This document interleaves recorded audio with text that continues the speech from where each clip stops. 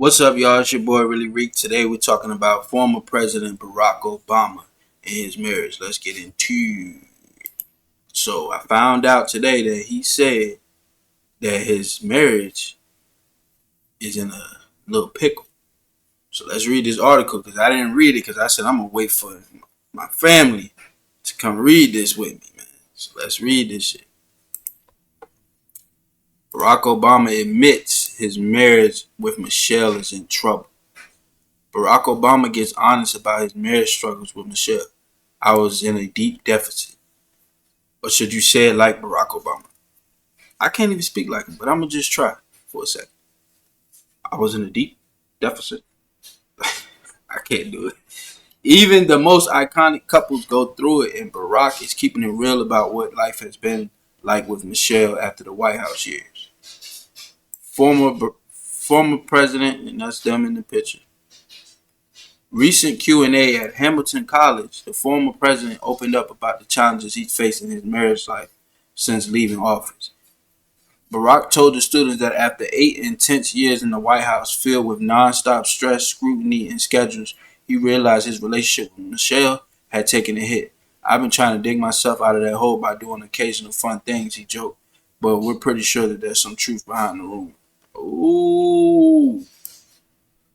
The candid moment came as he answered a question from Hamilton College president Stephen Tepper, who asked what Obama's been up to lately. Barack shared that he spends most of his time working with the Obama Foundation and finishing the second volume of his presidential memoirs, which he described as being like writing 50 term papers. Now, see, I'm somebody who didn't even go to college, right? But I ain't writing 50 term papers. I know that them jumps is long. I know a term paper is wrong. It's long as shit. Well, believe it. If a promised land taught us anything, it's that Barry likes to write. But it's his comments about marriage that really had people leaning in. The Obamas, who have been married since 1992, 1992, that's when I was born, have long been seen as one of America's most inspirational power couples. Smart, stylish, affectionate, and seemingly unshakable. So hearing Barack admit that post-presidency life hasn't exactly been a romantic walk in the park, kind of refreshing and real. It also has raised eyebrows because, truth be told, Michelle hasn't been seen with Barack much in 2025. And just the past month, he was spotted courtside at a Clippers game, out to dinner in LA, and even attending Jimmy Carter's funeral, all without Michelle by his side. She also skipped Donald Trump's inauguration. Let's be honest, that's understandable. So, of course, the internet is buzzing. Are Barack and Michelle okay? Did she finally take that vacation she always deserved? Is this what happens when your husband becomes America's favorite man for 8 years? Look, let's not jump to conclusions. Michelle has always been vocal about the sacrifices she made during Barack's presidency, often putting her own career, time, and energy on pause for the sake of his political path. Her memoir, Becoming, even details some of the tension they navigated while raising a family under the global spotlight. So if Michelle now reclaiming her time and space, that's called balance. And if Barack's just now realizing he got some romantic back pay to make up for, that's called growth. One thing for sure, behind every fairy tale love story is work. The Obamas are no exception. But if anyone can weather a deep deficit and come out stronger, it's these two. So I kind of want to talk about just how. So what I want to talk about personally is we did look at Michelle and Barack like they were like kings and queens, especially in the black community.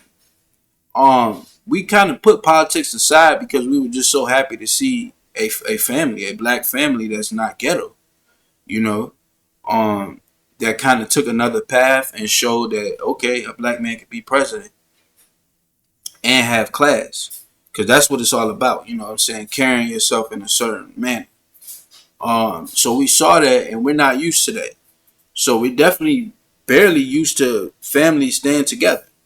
So if we're not used to families staying together, and we see the most powerful couple, because I know we like to talk about Jay-Z and stuff, that's in hip hop and then maybe in finance for hip hop. But as far as a world viewing, you got to understand every other country saw Barack Obama as president, and every other country saw Michelle Obama as his wife, and they saw Malia Obama as his daughter. These are black people, and so coming from where we come from, we just like, dang, you're really showing that you're running a white man's country right now. Um, and there's no whatever, but just to continue going on to what I have to say about it. These things happen because Barack Obama is still Barack Obama.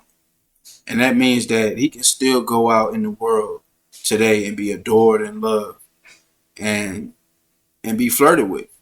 And Michelle Obama can too, you know.